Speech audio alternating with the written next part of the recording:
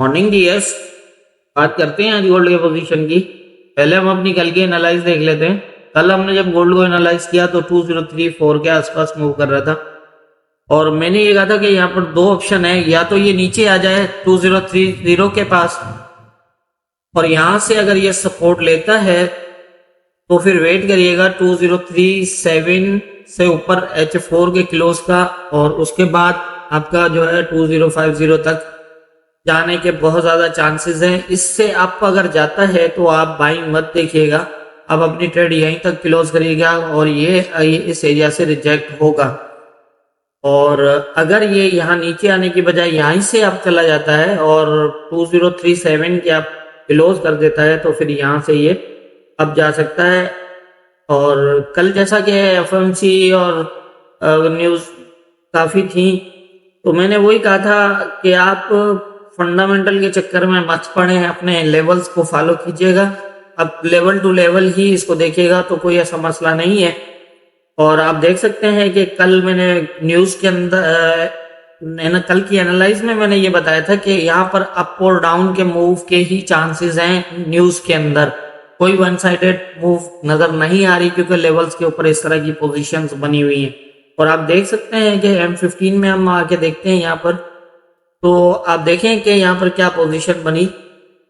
यहाँ पर market move कर रही थी, ये पहले ऑलरेडी इसको टेस्ट करा हुआ था इसने, लेकिन ये दोबारा ट्राई कर रहा था। तो यहाँ से यहीं रुकते रुकते और फिर इसके जो है वो अप और डाउन जो है वो इसके ऊपर स्टे करने लगा और यहीं पे H4 का क्लोज देने के बाद ये अपसाइड चला गया। और अपसाइड मैंने यही कहा था कि 2060 से ऊपर भी जाए तो आप बाइंग मत करिएगा, यहाँ पर वेट करिएगा रिजेक्शन का और ये दोबारा नीचे आएगा। इसके पास अगर ये 37 का एरिया आप देख रहे हैं अप और डाउन कितना मतलब ब्रेक किया हुआ था, तो बहुत ज्यादा चांसेस थे कि इसके पास अब यही सपोर्ट रहती है। जैसा मैंने पहले भी बताया कि ये रेड लाइन जितनी भी हैं जो रेड कलर की हैं ये सिर्फ एज ए रेजिस्टेंट आप इनको फॉलो करिएगा, कभी भी इनको एज ए सपोर्ट नहीं।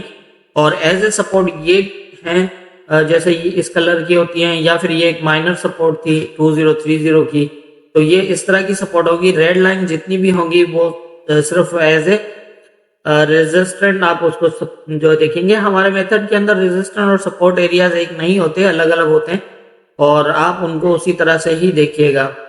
जैसा कि आप देखें कि हम रेजिस्टेंट एरिया को किस तरह फॉलो करते हैं। अब ये एक रेजिस्टेंट एरिया था, ब्रेक तो हुआ लेकिन ये नीचे भी ब्रेक हो गया।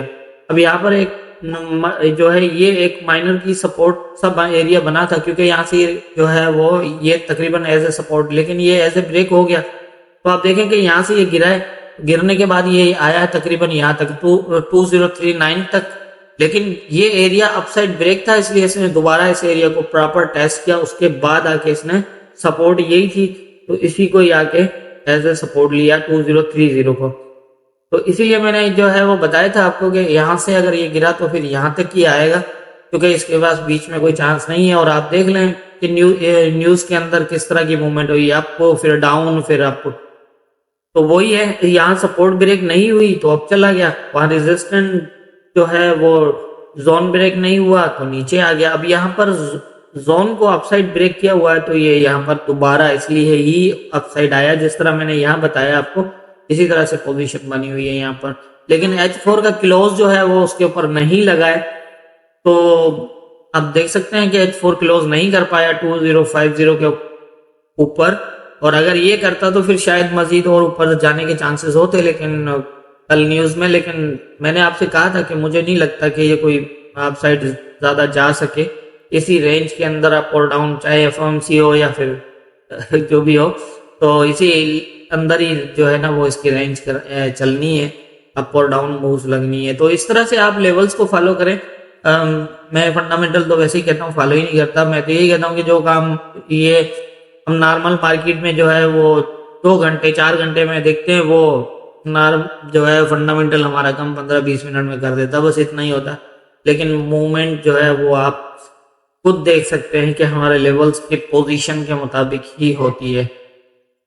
तो ये थी हमारी कल की एनालाइज और मार्केट के मूवमेंट। अब देख लेते हैं आज के आज के अगर इम्पोर्टेंट एरियाज के हवाले से अगर हम बात करें तो यहाँ पर एक माइनर लेवल था 2043 का, वो भी ब्रेक हो चुका है। और नीचे जो है अब 2037 जो है वो एज ए सपोर्ट नजर आ रहा है कुछ कदर, क्योंकि ये यहाँ पर जब इसको अपसाइड ब्रेक किया है तो डाउन साइड ब्रेक नहीं किया, और यहाँ पर ये इसके नीचे स्टे भी कर रहा है, लेकिन ये यहाँ तक ब्रेक भी कर चुका है। और ये जो नीचे की सपोर्ट थी ये प्रॉपर इसके पास मौजूद है, इसको एज ए सपोर्ट अभी तक लिया हुआ है, और इस एरिया को नीचे ब्रेक और फिर M15 में ब्रेक किया है। मतलब यहाँ पर एक चांस नजर आ रहा है। अब हम देख लेते हैं कि किस तरह की पोजीशन बनने के ज्यादा चांसेस हैं। अब जो लग रहा है वो कुछ इस तरह ही लग रहा है कि यहाँ तक आए, और अगर ये एरिया ब्रेक ना हुआ तो ये दोबारा यहाँ तक जा सकता है। और इस एरिया से आप जो है वो बाइंग मेरा ख्याल है मत देखिएगा। अगर ये ब्रेक करता है इस एरिया को, मतलब यहाँ तक जाने के बाद और फिर यहाँ तक आए, लेकिन इसके नीचे अगर ये क्लोज ना करे, स्टे करे, तो फिर ये इस तरह से अपसाइड एक पोजीशन बन सकती है, जिसके चांसेस काफी कदर कम है, लेकिन मार्केट है, हो सकता है।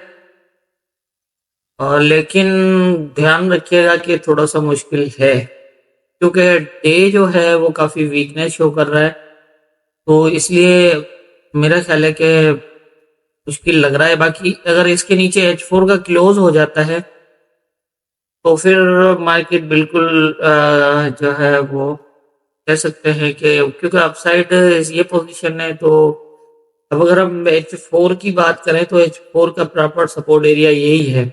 अगर इसके नीचे अब H4 क्लोज लग जाता है तो फिर यहाँ तक वेट करिएगा। इसके नीचे अगर H1 लग जाता है तो भी ये चांसेस हो जाएंगे इस तरह।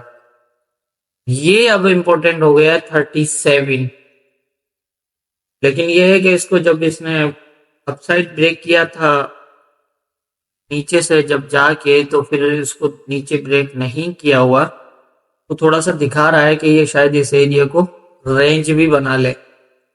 तो इस तरह जो है वो इसको आप देख सकते हैं। कुछ मुश्किल नहीं है, बस थोड़ा सा सब्र और के साथ अगर आप देखेंगे तो मेरा ख्याल है कोई मुश्किल नहीं है। देखा जाए तो यही नजर आ रहा है आपको। और ये जो 243 था इसके नीचे तो H1 का क्लोज अभी लग चुका है, तो ये तो देखते हैं खैर इसके नीचे क्या होता है। लेकिन ये है कि अब बहुत ज्यादा चांसेस हैं 2037 इम्पोर्टेंट जो है एरिया है।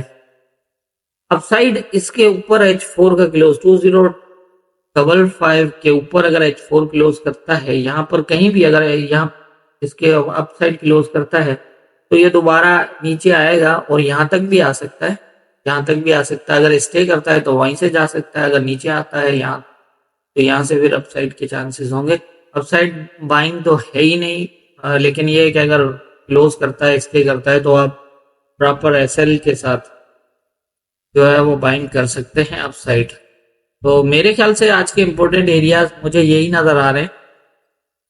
जितनी मेरी समझ है उसके हिसाब से मुझे यही लग रहा है। बाकी होना क्या है ये तो ऊपर वाला बेहतर जानता है। दुआओं में याद रखिएगा।